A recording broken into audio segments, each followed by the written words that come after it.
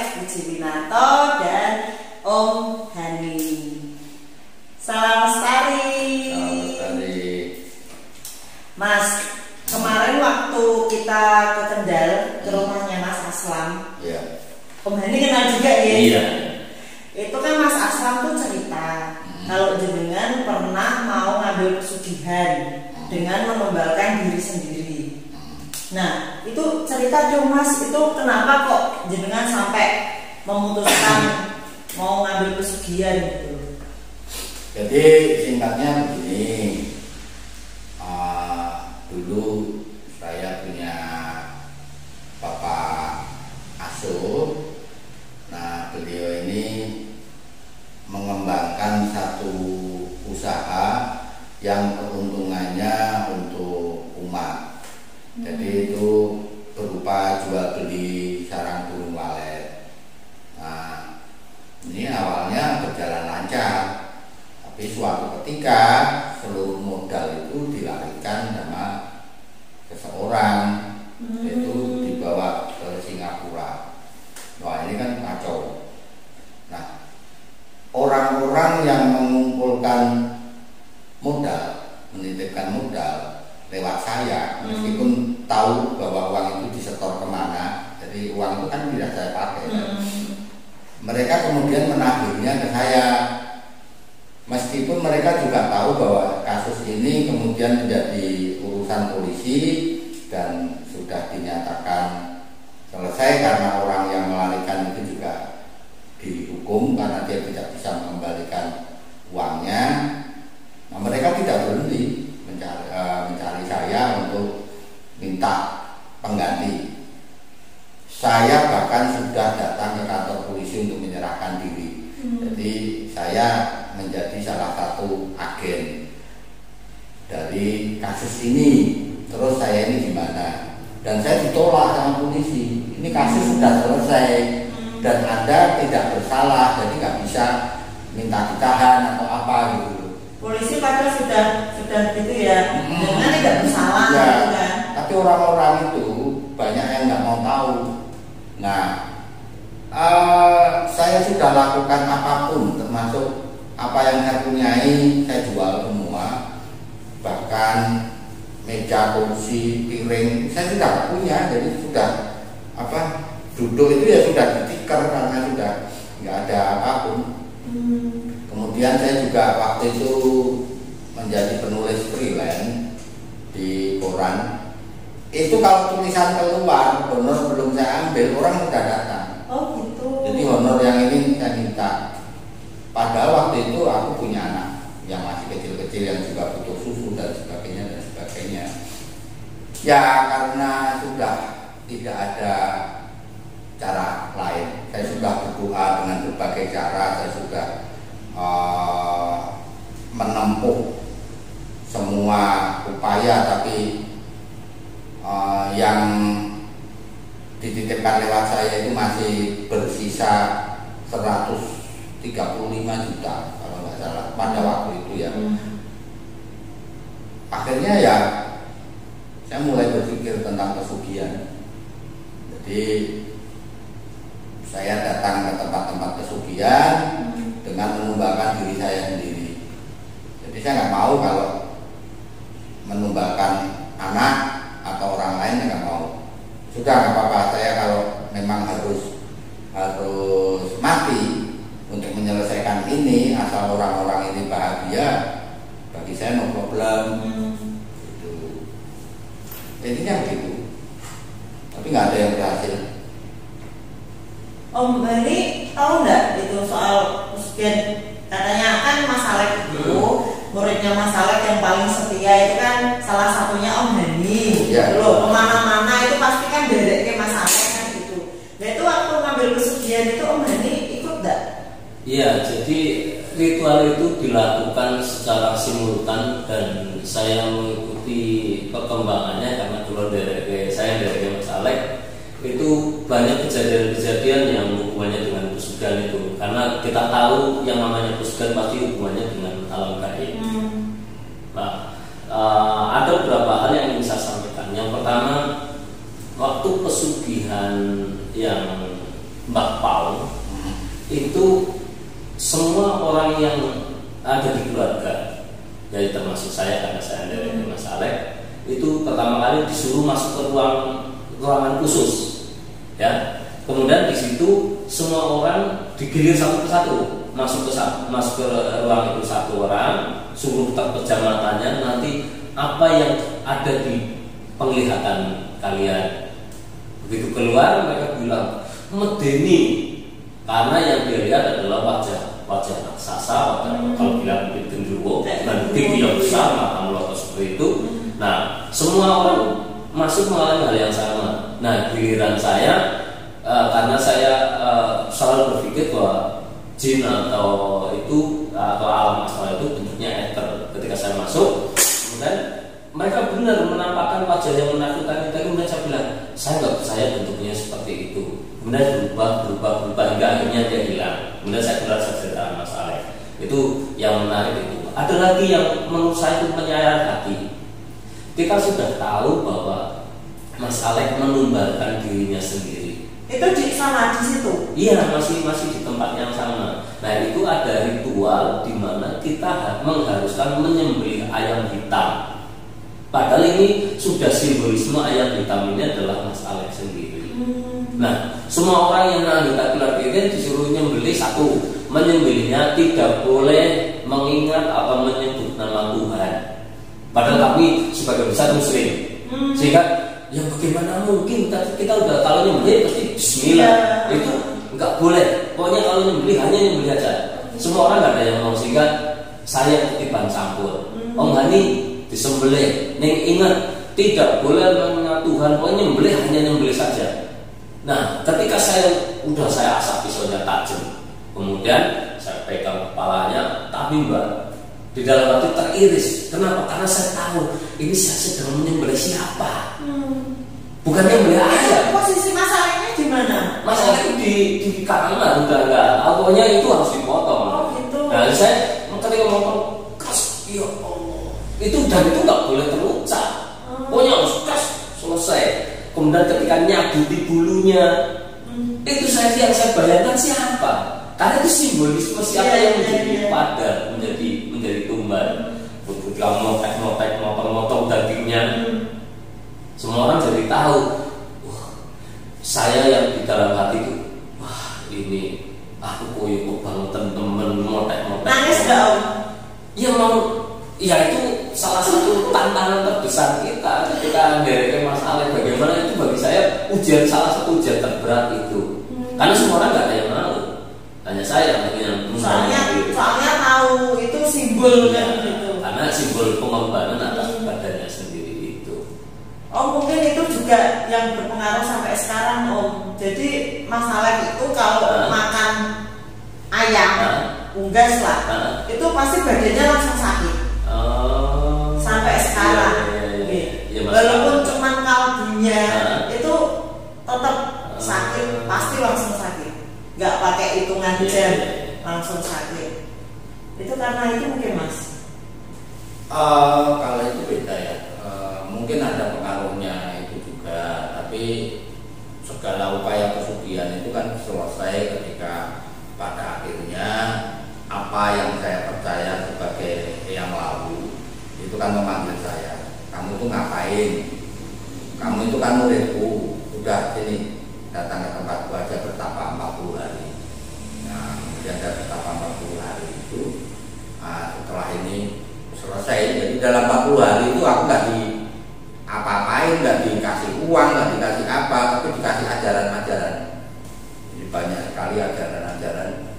Dan rumit itu ajarannya karena turunnya itu dalam bahasa yang aku nggak mengerti. Itu entah bahasa Sanskerta, entah itu bahasa Jawa kuno. Ya ini salah satunya yang ini. Jadi begitu dapat bisikan itu kita tulis, kita berikan ke dia. Coba carikan ini terjemahnya apa? Iya itu Om. Ya itu yang kemudian ketika saya membaca kembali tulisan-tulisan itu, ini bukan bahasa Jawa ya. Setidaknya itu Jawa kuno atau malah Sanskerta. Dan itu yang kemudian kok iso Mas Alek menemukan diksi seperti itu kalau bukan dari ilham dari langit nggak mungkin, karena selama ini saya tahu Mas Alek tahunya bahasa Inggris, bahasa Jawa, bahasa Indonesia. Itu Om Hani nemenin Mas Alek Ya, itu kan bertapa itu. Iya, saya kan naik selalu munggah mudun itu Mbak. Jadi kapan ada kebutuhan saya turun, kemudian ada kebutuhan naik ke atas lagi. Jadi seperti itu. Dan itu yang proses turunnya itu dicatat itu. Jadi ketika turun, sebentar lah, berhenti. Sik, ono sing ngomong, suruhnya. Oh, Ya. ada petunjuk gitu Mas. Iya. Terus dicatat gitu. Ya. Jadi ketika bisikan itu muncul, itu di depan itu seperti ada tulisan. Oh gitu. Jadi saya mendiktekan ya sesuai tulisan ejaan yang ada di situ. Gitu. Nah terus menerjemahkannya gimana Om? Itu susahnya minta ampun karena kita nggak mengenal bahasa itu. Paling hanya kata-kata beberapa kata yang kemudian ya paling kita nyuwun pirsa Mas Alek sendiri. Ini maksudnya apa Mas? Karena yang lebih paham terus saja Mas Alek. Jadi begini, ketika tulisan itu muncul, maknanya secara utuh aku ngerti, tapi kalau perkata nggak tahu. Kalau perkata aku nggak, karena itu bukan bahasaku. Kayak kita menerjemahkan bahasa ngapak gitu ya? Nah, gini, seperti kamu paham bahasa Inggris nggak? Ya sedikit lah. Nah, bahasa Kroasia paham nggak? Katakanlah begini, kamu ketemu orang Kroasia, dia ngomong pakai bahasa Kroasia, tapi kamu tahu maksudnya. Tapi nggak tahu katanya. Dan kamu bisa melihat ejaannya. Ejaan ini saya diktekan pada teman-teman, ya kemudian saya suruh nyari artinya per kata, tapi beberapa kata bisa ditemukan karena lebih banyak yang ketemu. Iya. Nah, kenapa bisa begitu? Karena dia jurusannya sejarah, ada kaitannya itu.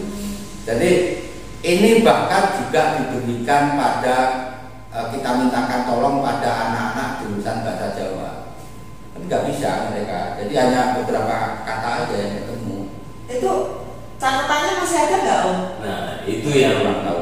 kayaknya hilang. Wah sayang ya. Iya.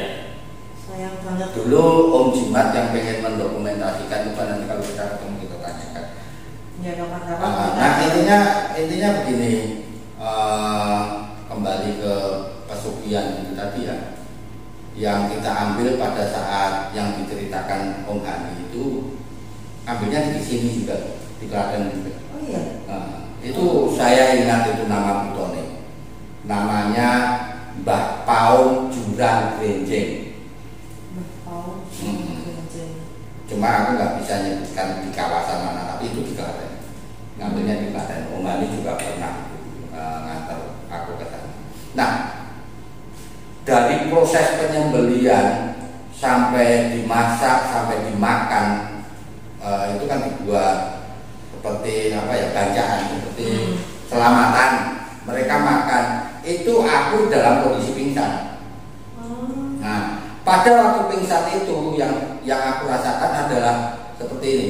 Rohku itu berada di alam lain dalam kerumunan begitu banyak buto raksasa. Nah, dari situ ya sama seperti dilakukan Om Hani tadi, ketika disembelih aku merasa ini ada suara dibegini-beginikan, aku berdarah tapi nggak mati-mati. Habis itu direbus,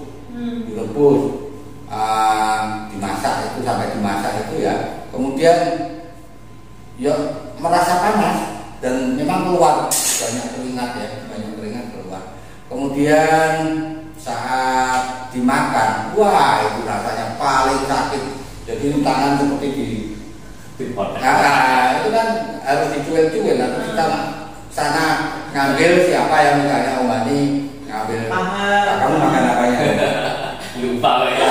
Kayaknya dia makan paha ya, diambil itu kaki saya seperti dicopot rasanya. Sakitnya bukan main.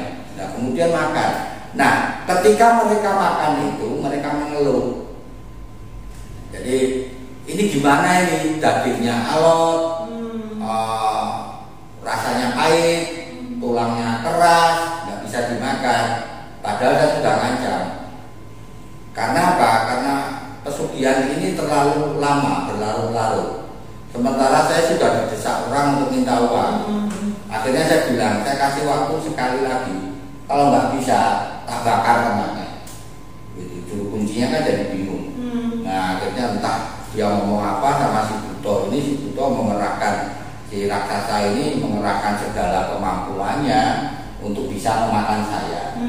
Nah ternyata nggak bisa. Belakangan itu artinya setelah peristiwa ini kan aku masih cari pesugihan yang lain. Aku jadi tahu kenapa ini nggak jadi, kenapa pesugihannya nggak jadi. Kenapa Mas? Karena diniatkan bukan untuk diri sendiri, tetapi untuk diberikan. Padahal namanya aja pesugihan, tapi aku nggak bisa jadi sugih. Aku hanya mati, uangnya saya suruh bagikan. Ini tidak bisa. Jadi nanti aku masuk surga atau neraka. Bingung kan? Nah ya itu mungkin karena itu nggak jadi. Jadi saya tidak mengambil sepeser pun, ini saya bagikan, tumbalnya diriku. Gitu. Tapi ini kesadaran ini datangnya setelah beberapa kali lagi ambil pesugihan. Tapi apa bisa Mas mengembangkan diri sendiri? Ini setauku ya, kalau pesugihan itu kan pasti yang diminta kan anaknya, pasti kan gitu, atau orang lain kan. Kamu berani, tak tunjukin tempatnya. Aku nggak pengen tahu pesugihan. Aku hartaku itu udah punya. Iya, gini loh. Kalau pesugihan itu menumbalkan diri sendiri, maka biasanya kamu diberi waktu. Jadi kamu dikasih uang sama waktu 10 tahun misalnya. 10 tahun lagi kamu mati. Oh gitu. Ya, itu kalau menumbalkan diri sendiri. Nah, itu dari 10 tahun aku sudah bilang, udahlah, uang datang aku langsung mati itu aku nggak apa-apa. Yang penting ini cepat bisa saya bagikan pada orang-orang yang juga. Aku kan nggak bisa nyalahkan orang yang menagih, karena mereka ini juga butuh. Dan aku sudah bertanya sama Tuhan, apa sih salahku? Apa ketika bisnis ini berjalan lancar aku beli mobil? Tidak. Beli motor juga tidak. Tidak merubah apapun. Aku ya tetap seperti ini gitu loh. Meskipun aku punya banyak uang, itu kita pakai untuk teman-teman yang membutuhkan. Bahkan kita sering juga bantu orang yang kita tidak kenal sama sekali.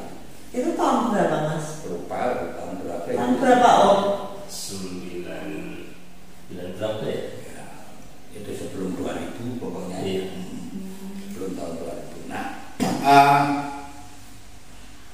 jadi intinya pesugihan kalau dipakai untuk dibagikan ternyata memang nggak bisa. Nah, urusan dengan Mbak Paum ini selesai karena sampai detik terakhir ayam sudah habis, mereka terbukti tidak bisa makan. Kalau tidak bisa makan aku, mereka juga nggak bisa ngasih uang. Jadi mereka baru bisa ngasih makan, baru bisa kasih uang kalau misalnya daging itu sudah memang benar-benar bisa masuk. Nah ini kan enggak, baru dikemah-kemah mereka mau tahu, pahit. Nah yang hampir jadi korban itu Garuda. Waktu itu Garuda umur 1 tahun ya. Tiba-tiba yang aku lihat itu mereka menoleh ke Garuda. Dan mereka bilang, lah itu dia duit timun. Kalau kita dipaksa untuk ngasih uang, maka kita makan aja timun ini. Itu seketika aku bangun. Nah, yang teman-teman yang kedua ini, mereka hanya melihat tiba-tiba Garuda dalam kondisi tidur menangis, seperti histeris. Itu posisi Garuda ada di situ? Iya, di situ. Itu satu rumah kecil kok. Nah, ini menangis, sementara aku dalam keadaan pingsan itu melihat bagaimana buto-buto ini terdesak karena aku ancam, kalau nggak segera mewujudkan uang, aku bakar. Nah, ini akhirnya menoleh ke Garuda, padahal transaksi dari awal itu bunyinya nggak gitu. Harus aku. Nah, gitu. Nah, karena nggak bisa, aku, lah ini yang paling sulit. Jadi dalam keadaan pingsan itu, aku harus segera bangun. Nah, setelah bisa, kemudian itu kan syaratnya menyediakan lemari lemari kosong, ini nanti uangnya ada di situ. Masuk di situ. Nah, lemari itu saya suruh buka kompromi. Ya besok kalau ketemu orang kompromi saya suruh buka yang lebar, terus saya suruh teriakkan ayat kursi. Nah, yang lucu begini, 3 hari setelah itu juru kunci datang dari Klaten ke Semarang. Yang pertama minta maaf, yang kedua menyampaikan bahwa pundennya Mbak Paul Jurang Benjing itu terbakar. Tapi kalau kita kayak di sinetron itu apa? Rahasia ilahi. Rahasia ilahi terbakar sendiri, ini tidak. Jadi ternyata masyarakat gelisah karena ada di lingkungannya yang dijadikan pemujaan pesugihan, lalu mereka ini berbondong-bondong datang ke makam itu, dibakar kemudian itu. Gitu. Bisa gitu ya. Jadi keajaibannya adalah memang saya lihat kalau Tuhan mengatakan bahwa ayat kursi ini memang powerful atau berdaya, betul-betul berdaya untuk membakar setan. Ternyata cara membakarnya itu tidak harus kayak di sinetron itu tiba-tiba keluar apinya. Tidak. Bisa Tuhan itu memakai masyarakat, menggerakkan hati masyarakat untuk bakar. Dan bagi aku ini nggak masalah. Pokoknya kamu kalau nggak bisa ngasih aku kesucian, selesailah kamu, kan intinya gitu. Berarti sekarang udah nggak ada itu. Nggak ada. Kalau ada aku mau datang lagi. Oh berarti, Yeah. nah ini kan satu pesugihan deh. Nah masalah itu kan tadi cerita ada banyak pesugihan kan gitu. Nah itu pernah ada cerita lagi nggak Om dengan derek masalah cari pesugihan yang lain gitu? Kalau yang saya ingat itu pada saat Mas Alek itu saya lupa apa yang ke Kebumen apa yang ke Tegal ya. Itu saya di rumah itu bareng Om Ahya, kemudian pokoknya ada Lia itu, kemudian saya bilang, ayo kita baca ayat kursi. Enggak tahu tiba-tiba ayo kita baca ayat kursi. Kemudian ditelepon, itu ada yang mau masuk nggak bisa, itu kenapa? Karena kita bacain ayat kursi sepanjang malam. Jadi ternyata salah ya, kalau nyari pesugihan itu kok malah baca ayat kursi yang mana? Itu waktu di Tegal itu. Di Tegal ya? Di Lawi, Racawi. Ya Racawi, yang Buncing itu berarti. Nah itu ada kejadian ini nggak Om? Yang apa ya di luar nalar gitu pas di Buncing itu Om? Kalau yang di Buncing ya, kalau yang nggak masuk akal lagi adalah ibu saya. Saya kan waktu itu tinggal di Semarang, ibu saya di Banjarnegara. Sementara Mas Alek sedang melakukan ritual di berbagai tempat itu. Kemungkinan ini yang di Nyi Blorongnya. Nah itu suatu saat saya pulang, ibu saya cerita, kamu sedang ngapain? Kok aku setiap malam selama 3 malam berturut-turut mimpi didatangi ular yang sama dan ularnya sangat besar. Kemudian saya cerita, Bu, saya lagi ndereke Mas Alek, ikut ritual pesugihan. Ibu saya kaget. Wah. Terus saya jelaskan rentetannya, dan beliau bilang, sing hati-hati. Iya, itu kan aneh. Ibu saya kan nggak cerita, nggak terkait. Tiba-tiba dia tahu kok anaknya dia mimpi didatangi ular seperti itu. Saya kok iso ya? Berarti Gusti Allah Tuhan itu menginformasikan ini kepada orang-orang yang terdekatnya. Itu bagi saya sesuatu yang nggak masuk akal juga. Ya, apapun alasannya, ini yang bisa saya petik dari pengalaman saya. Jangan ambil pesugihan karena kerugiannya akan ganda. Saya tahu ini karena saya pernah menjalani. Jadi yang pertama bayar kontan. Bayar kontannya itu adalah tumbalnya. Entah ini akan meninggal berapa saat setelah uangnya cair itu kita bertanggung jawab terhadap pembunuhan ini. Jelas itu bertanggung jawab. Karena apa? Karena dia meninggal karena kita. Yang pertama. Yang kedua, rezeki itu rezekinya siapa sebenarnya yang diberikan? Nah, perasaan saya, keyakinan saya yang diberikan itu adalah rezeki anak cucu kita. Jadi akibat dari mengambil pesugihan itu, selain kita berdosa sudah menuhankan hal lain, dalam hal ini setan. Yang kedua, kita membunuh, menjadikan tumbal seseorang, keluarga atau bukan. Yang ketiga, rezeki anak cucu kita itu sudah kita ambil jatahnya. Nah, ini sangat tidak setimpal dengan andai kata ini berhasil, gitu ya. Jadi untungnya waktu itu saya tidak berhasil, kemudian ada solusi yang lain. Itu yang bisa saya pesankan. Ya, semoga video ini bermanfaat untuk sedulur semua. Terima kasih sudah menonton Dia Tombak Channel. Salam lestari. Halo sedulurku semua. Nah, ini kaos seri 2 diajak Dia Tombak Channel udah launching. Sedulur semua segera gercep ya order, karena tiap serinya cuman ada 25 pieces. Oke, cepat order sebelum kehabisan.